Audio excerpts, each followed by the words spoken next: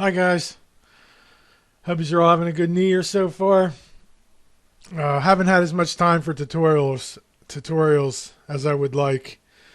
Been busy, but I got some time today. I recorded this a couple weeks ago, and I'm just getting a chance to do the audio now.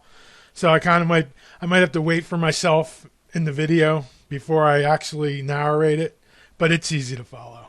Um, so this tutorial is going to deal with deformations in Lightwave nodal deformations. A couple weeks ago, my good buddy Lightwave Dalai Lama, or as everybody else might know him as Michael Frisk here, he's a real good Lightwave artist, and he had wanted to do an animation with a whole bunch of arrows. This is the animation right here, where there's a bunch of arrows that are all going into this filter from different directions,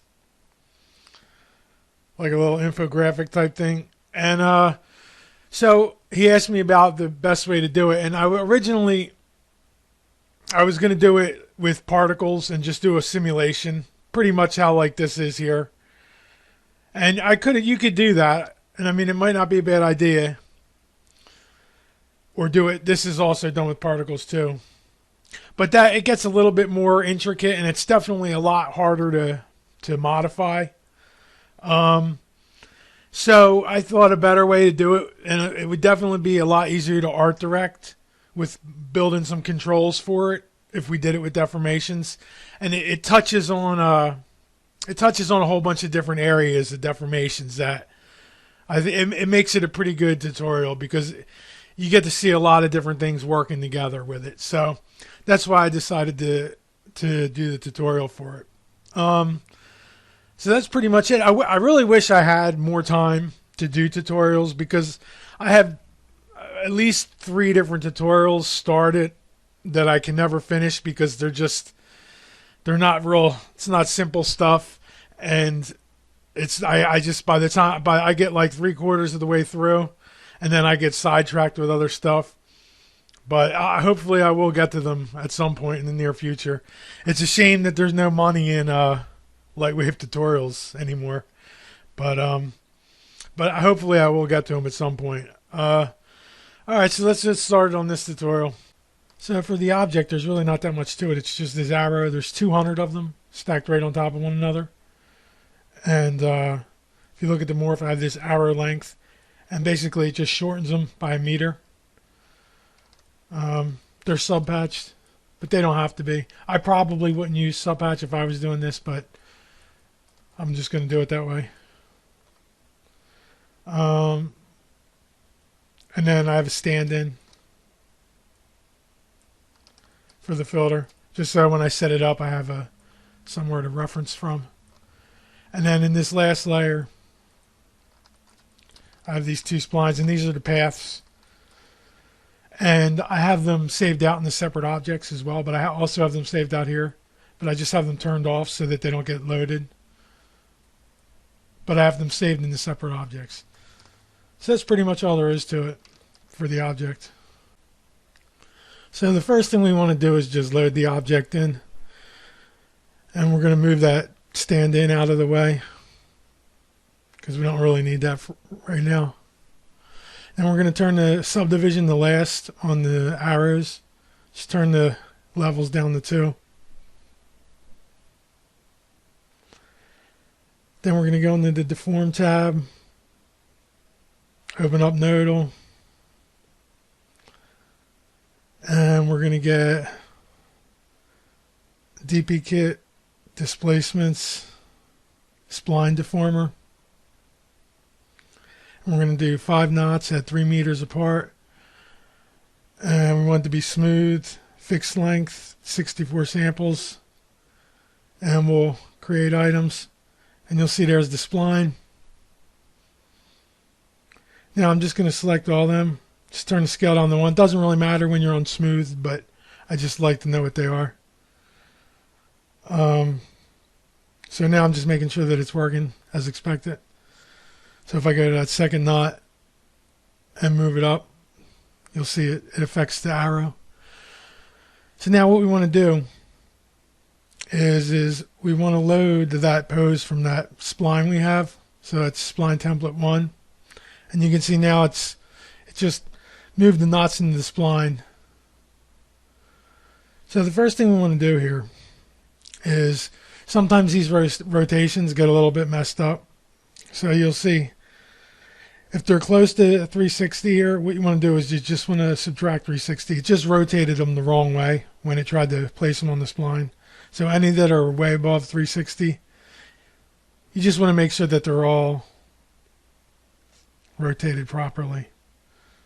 Sometimes it rotates them the wrong way, but so they're all good. Now I'm just adjusting it so it's just right.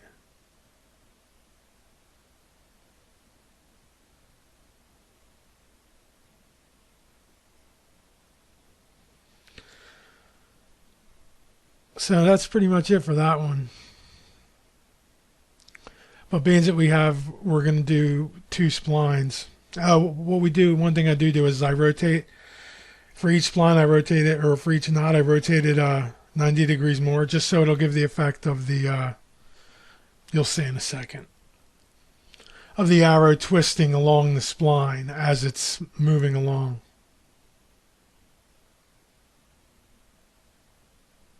So for each knot, I just rotated it. I added 90 degrees to the rotation. So if I get a scaler and I go into that shift offset, you can see now when I move the shift offset, it'll push the... Now that's all 200 parts, remember. Keep that in mind.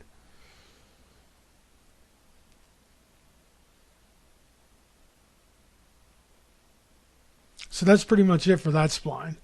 So now, like I was saying, we want to get the other spline. I'm just making sure the scale's on 1 for those as well. Like I said, it doesn't really matter when you're in smooth mode, but I just like to know what they are. So I just copied that spline deformer, deleted the knots, and then created a new one. Now I'm just going to make sure those scales are correct. And then I'm going to load that other template spline 2. So now you can see we have both splines. And I just turned off the first one so we could just deal with the second one. And you can see it puts all the arrows on the spline there. And I'm doing the same thing with the rotations. Any that are close to, I'm going to fix the scales. So they're all at 1, and then any of the rotations that are close to 360 or that aren't rotated properly, I'm just going to subtract 360 from them.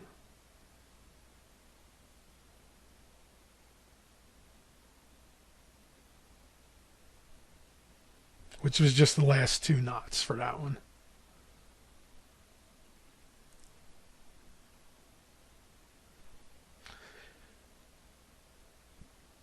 So now what we're going to do is just want to fix the start and end points just so they look good.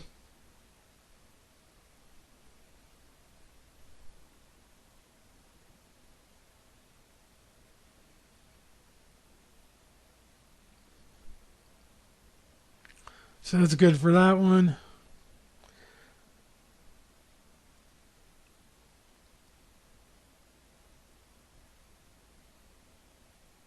Now what I'm doing here is I'm just rotating, for this one I'm rotating the first one 90, and then I'm going to add 45 for each one after that,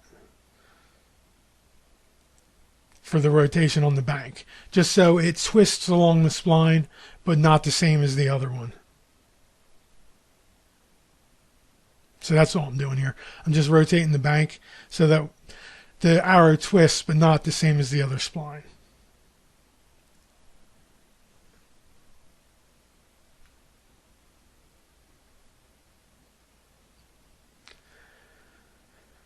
And then the last one should be 270. So now you can see if we go into the delta.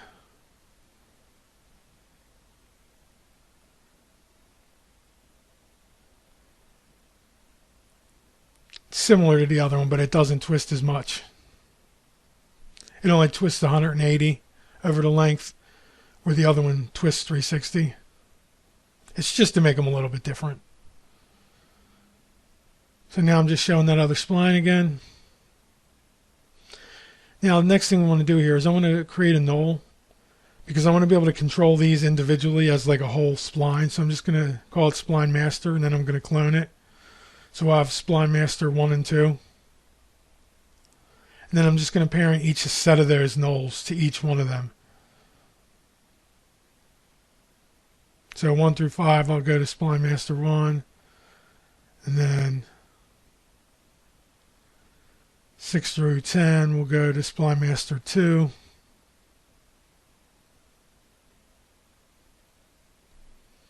So now you can see if we rotate it, it'll just take the whole, it's an easy way to move the whole spline at once.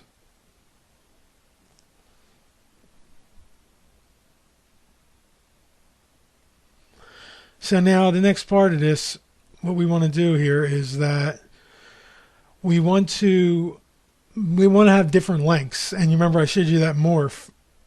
And so the way we're going to do this is we're going to get a vertex map, morph map, and we're going to select our morph, arrow length.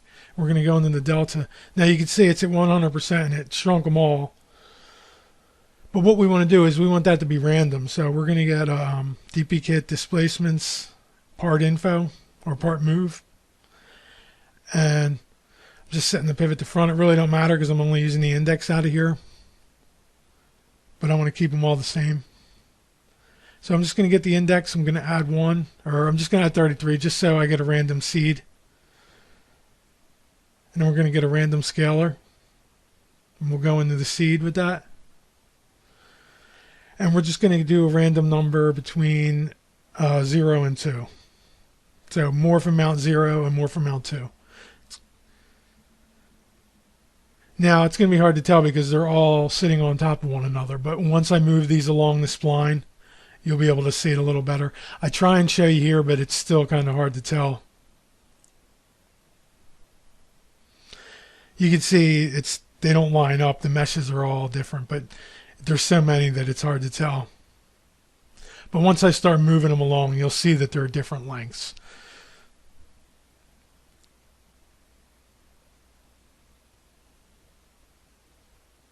So now the next thing we want to deal with here is we want to have half of these, a random half of these be on each spline. So I'm just going to get another random number here. And I'm just adding 200 to the first one because that's how many parts there are. So that'll just make sure that we're getting a different random seed every time I use one of these randoms. Now we're going to get a logic. So we're getting a random between 0 and 1. And we're going to say if it's less than 0.5, we'll have it equal 1. And then if it's greater than or equal to 0.5, we'll also have it equal 1 for this one. And what that's going to do is if we use that in the weight, in these spline deformers, it'll cause it so that a random half will get put on each spline, basically. And it didn't work there because I don't have that second one plugged in yet.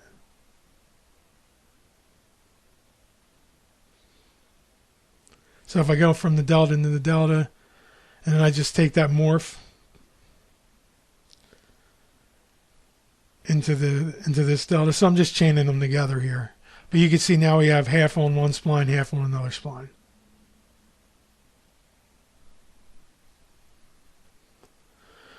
So now the next thing we want to do is we want to move these along these splines randomly. So I'm just getting 2 more random nodes. So because we want to have a random offset, and we also want them to be moving at random speeds. So that's why we need 2 more randoms.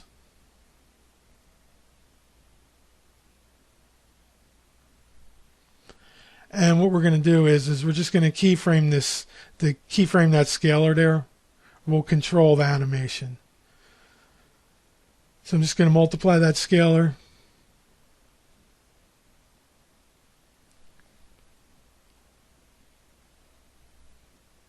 And I'm going to get another scalar multiply.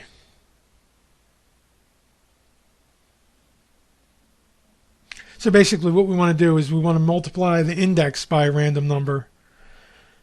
for the offset, and we want to multiply the scalar by a random number for the speed difference.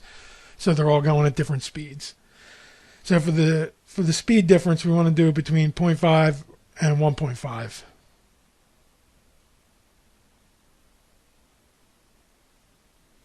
And for the offset, I think I do 0.3 here, or 0 and 0.3. So for the offset between them, I do between 0 and 0.3. Multiply that by the index.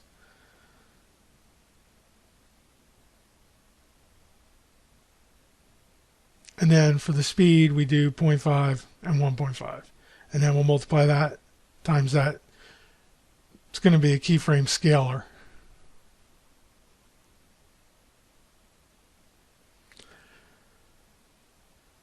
So now if we add these together, you'll see what it does. If we go into the offset, the shift offset,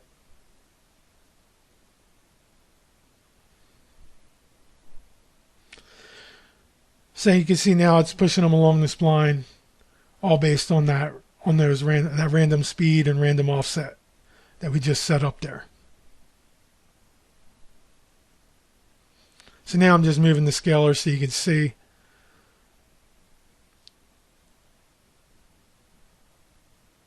What it's doing. See, they're still kind of all right on top of one another now. When we move them randomly around, you'll be able to see what it's doing a little bit better.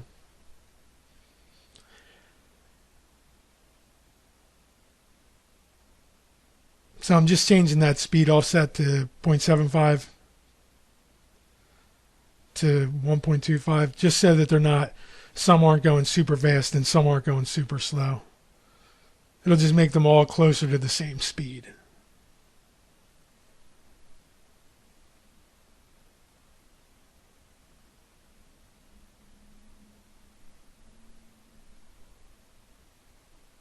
So now I'm just going to keyframe this just so that the start they're all before the spline, and then at the end they're all after the spline. And this can all be adjusted later depending on how we want to change this animation, but just to set it up, I'm just doing this real quick.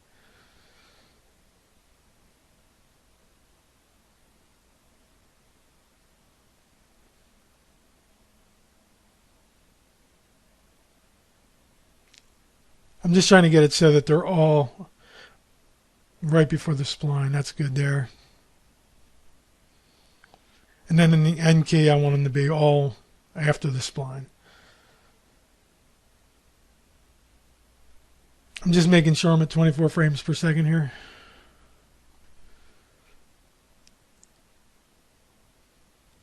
So now I'll go to frame 240. And then I'll keyframe it so that they're all after the spline.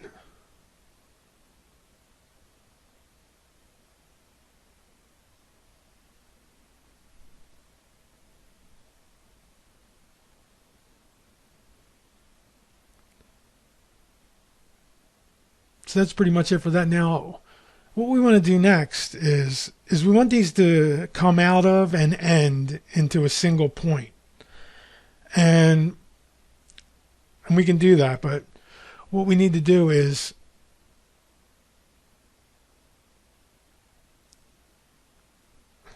I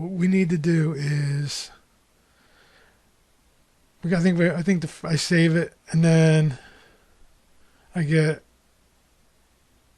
math vector add. Okay, so what we're doing here is I'm going to add the morph and the object position, and I'm going to split out just the Z channel.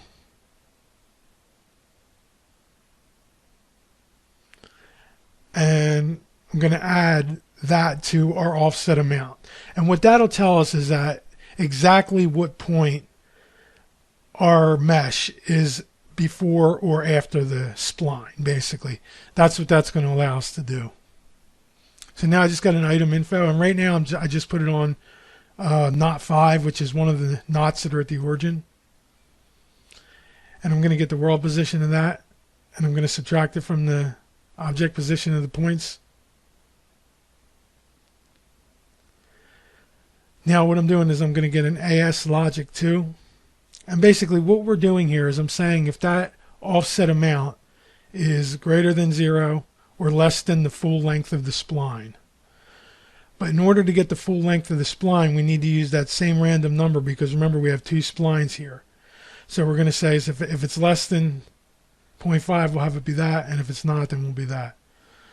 So then we can find out if we're after that length. So I'm saying if the offset is greater than 0 or less than the length of the spline, the full length, then we'll have it equal the delta of the spline. And if not, then we'll have it equal the delta of that vertex, or not 5. So it's going to be a little messed up if you look at it. But you'll notice that they don't go before or after the spline. They're all going to this first, it's not 5. So if I move it over, you'll see what it's doing better. So they're all just going to not 5 before and after the spline. But what we want to do is now, as you could, we're just going to get a couple more logic nodes here. And we're actually just going to choose the object that we're going to get the positions from. So we need to get that one splits between the two splines, that random number between 0 and 1.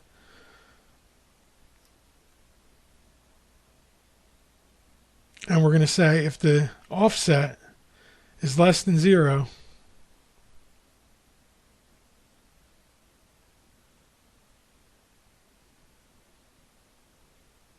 or greater than, I forget what I put it at. It really doesn't matter which one. It's just going to matter where you plug these in at.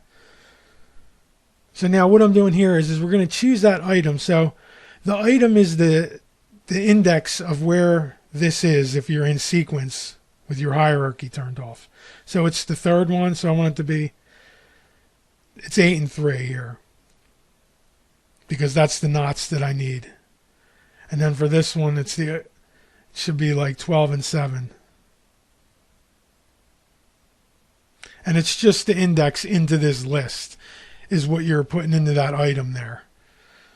So this is just allowing me, we could have done this with 4 item info nodes as well, but this is just a way more elegant way to do it. So now we're just choosing what spline or what knot to go to before and after it gets to the end of the spline. And you can see now it all comes from a single point and ends in a single point.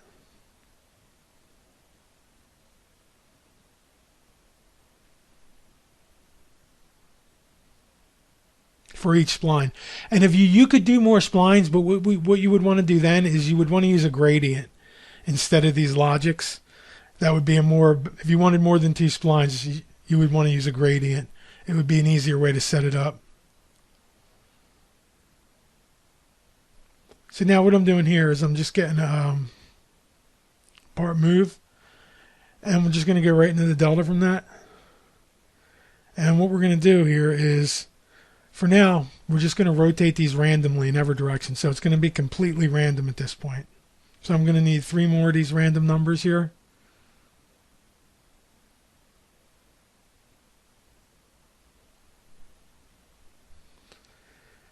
And I'm just stringing these along. So I'm just adding 200 each time. I probably should have done something different, because I do feel like that the random seeds weren't that great, but it works fine. I just didn't want to add even more nodes to it. So now I have 3 more random numbers, and what we're going to do is I'm going to get an AS constant pi, and we're just going to, for now anyway, I'm going to put that pivot on front, and if you could see, it puts all the pivot points. It'll be right at the origin. If you look to where the show the ID is, that's where the pivot points are. They're all at the origin basically. So now if we rotate around that pivot randomly, so we're going to go from 0 to 2 pi here for each axis, and that will cause it to be fully random if we go that way.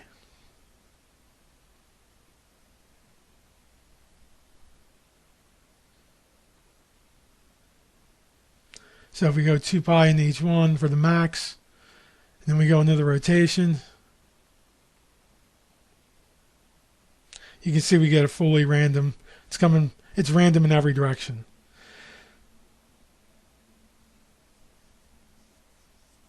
But that's not really what we want for this anyway. So, but you'll notice if we take out just the Y rotation, now it comes in from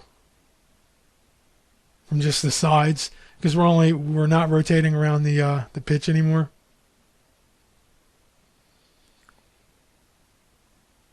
Now I'm just rotating these splines a little bit just to show you that it'll update the. Plus, I didn't like how they were so close together like that.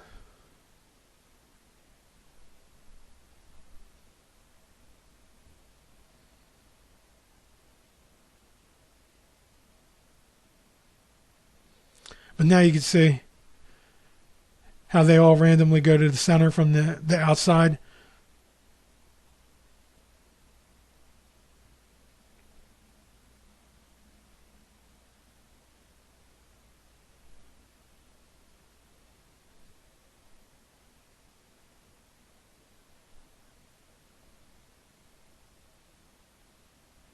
So I'm just turning the grid off so it's easier to look at what we're doing. So now what I'm doing is I'm adding some controls so we can control this. And I'm just calling it air control. I'm going to make it a ring. And we'll do 2 meters.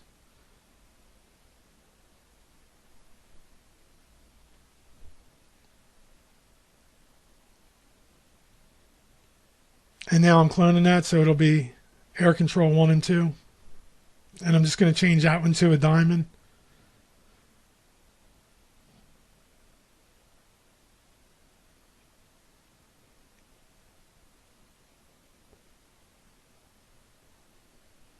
And then I'm going to make it the child of, I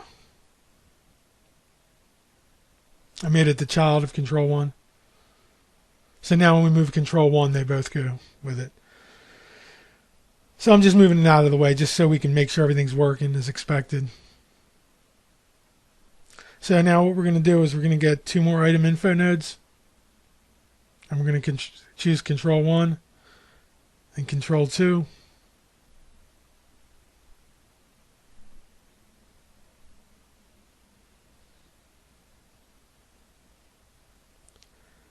So now for the first thing we want to do here is we just want to use the world position of our control 1 to drive the position of the part move. So all I'm doing now is I'm just taking some of these rotations out just so it's easier to visualize what's happening. So I'm just going to change it so that it's only rotating them randomly on the Z.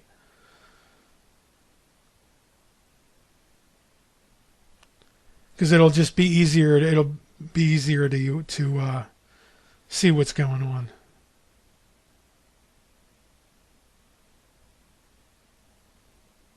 So now we're only rotating them randomly on the Z. So just coming in from one side, basically. So now what we're going to do is we're just going to use the world position to move. So now you can see it'll move that to wherever we have our control null to.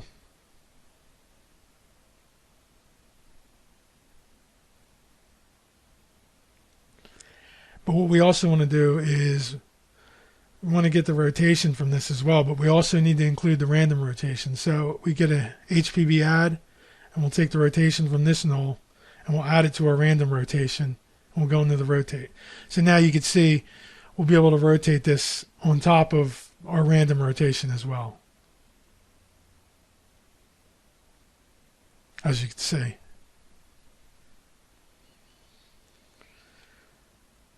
I just wanted to make this somewhat easy to control because there may be a few different ways you want to use this.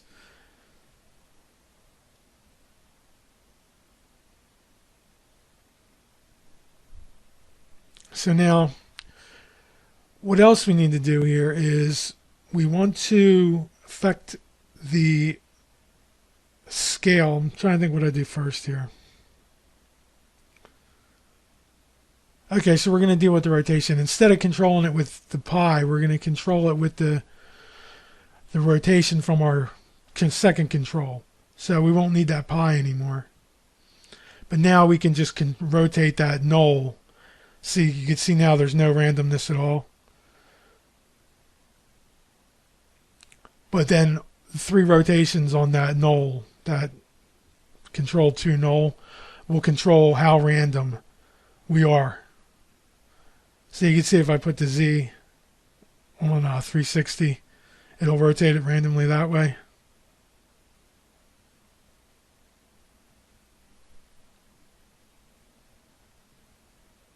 So now instead of using pi, we're just using the rotation from that null. So that we'll be able to control that much easier. So you can see now if I make the heading at 360. Oh, I never plugged it in over here. I have to plug the heading and the pitch in. See, now you can see it's coming from all sides again. So just with the rotation of that second control, controls all the random for the direction of them.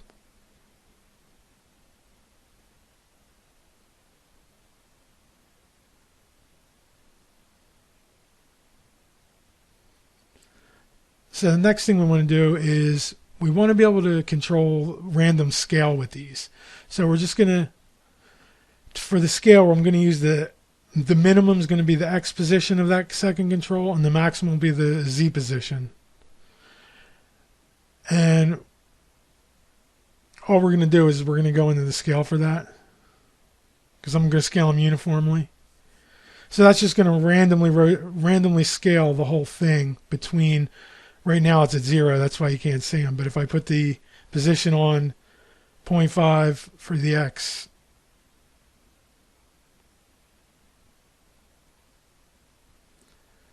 and 1 for the, and we're using the object position here too, that's important, and 1 for the Z. Now they'll be randomly scaled between 0.5 and 1 basically. So that's a way for you to control the overall scale of all of them.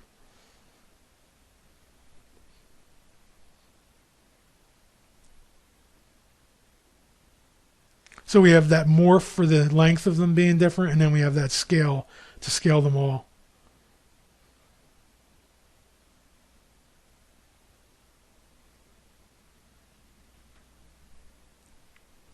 So now the next thing we have to deal with here is we want to be able to have them, now they're all ending at one point. And what we want is we want to be able to randomly distribute them in a cylinder, like the filter looked like basically. And we can do that. The way we're going to do it is we're just going to get the scale of that null. So we're going to use that to control the size of the cylinder basically. And what we're going to do is, for the X and the Z, we have to get a random distribution in polar coordinates. But on Y, we want to do it in Cartesian coordinates. So that's why I'm getting that random with the max at 2 pi. That's going to be our theta, basically.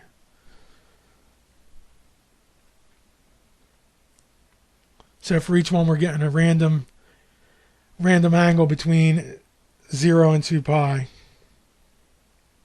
So now we're just going to add this to the position that we already have. It'll be like an offset from the null, basically.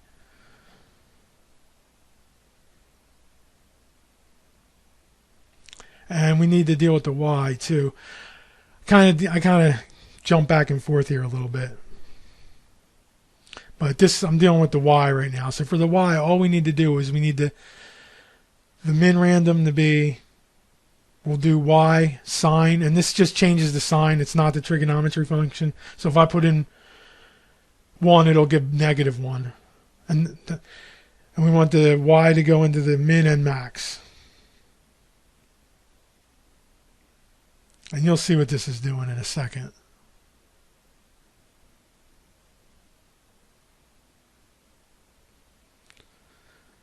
So now you can see if I put it in vertices, you can see what it's doing there. And then if I scale the null and the y, that'll make it short. But see, it's a little messed up because it's not hooked up properly. It's supposed to be the y into the min and max. So now you can see when I scale it on the Y, it'll allow me to control the height of the cylinder basically.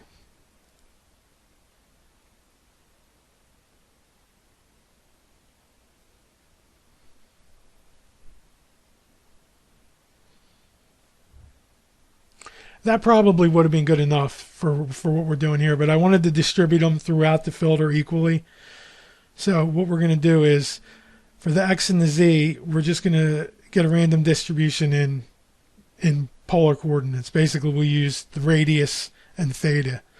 So remember, that's what that's giving us. That's giving us a random angle between 0 and 2 pi. And then we're going to go into cosine and sine with that. And then what we're going to do is we're going to use this Z here for our radius from our scale. So the Z scale will control the radius. And then we're going to multiply that by 0.5 because remember, we want the radius. So we want it to be, if I'm at 1, I want the radius to be 1 instead of 2. So that's why I multiply the scale by 0.5. So now we're just getting a random number there between 0 and 1. And what we're going to do is that's going to be our radius there.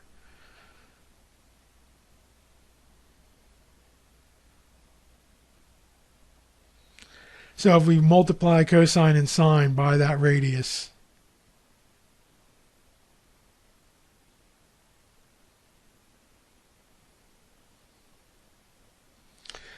and then we have to multiply our random number there, which is between 0 and 1. And we have to multiply that by our Z, which is going to be our radius. And that'll go into the B for the multiplies. And then we'll go into the X and the Z. And you can see it puts it in a... Now you'll notice that they're all a little clustered toward the center, and that's just because when you're dealing with polar coordinates, the way you got to account for that is that random number there. What you want to do is you want to get the square root of that. So you want to get the square root of that random number between 0 and 1 and use that to multiply, and you'll see that you'll get a much more random distribution. And that's not even a great distribution. If you were to change the seed, you would get a better one, but for what we're doing, that's good enough. So now we have control with the Z scale and the Y scale of the size of this cylinder here.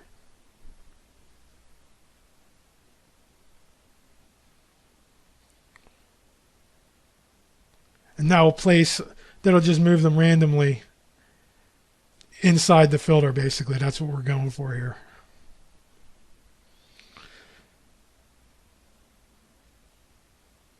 I think I do test a couple things just to make sure everything's working as I expected here. Test the rotations.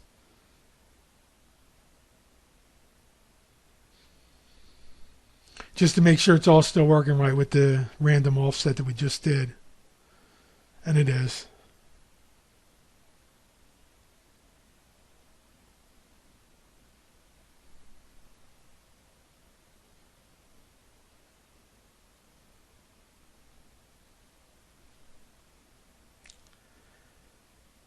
Just making sure everything's working. Testing the rotation.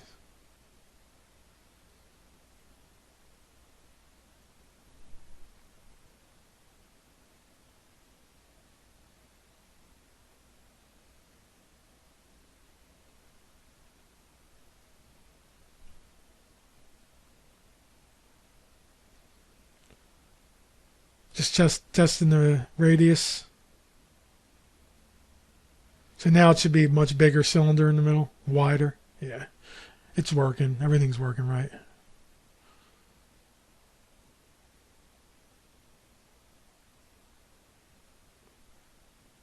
So that's pretty much it. Now I'm just going to move that filter into place.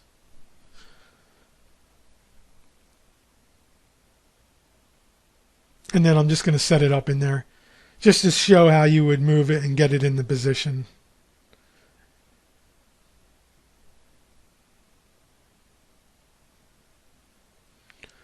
I'm going to turn the air itself on vertices.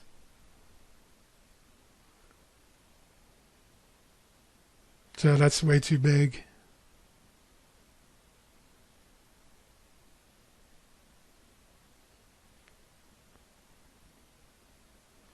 So now we're just shrinking the radius down with the Z, shrinking the height down with the Y.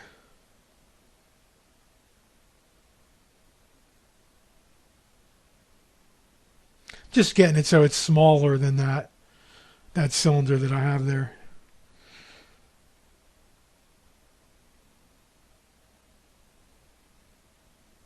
Moving it up so that it's in there.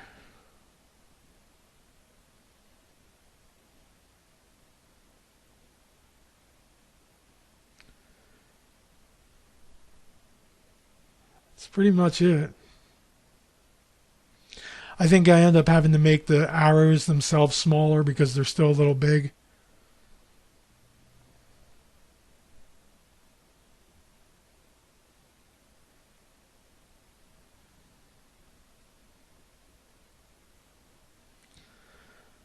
So now I'm just going to adjust the rotation so they're coming from all sides.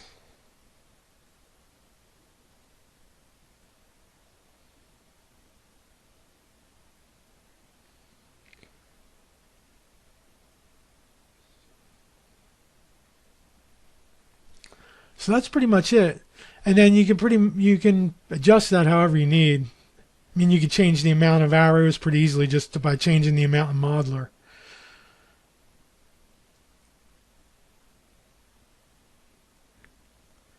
But that's pretty much all there is to it. I do change the scale because they're still too little big.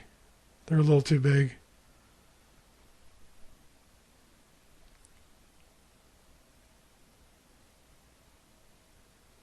So instead of going from 0.5 to 1, I go from 0.25 to 0.5. That's much better. So that's pretty much all there is to it. Hope you guys got something out of it. I thought it was a great example of, it was a little bit of everything. I think it really shows what you can do with deformations. So that's kind of why I wanted to do this one. It's not too bad. Alrighty guys, take care.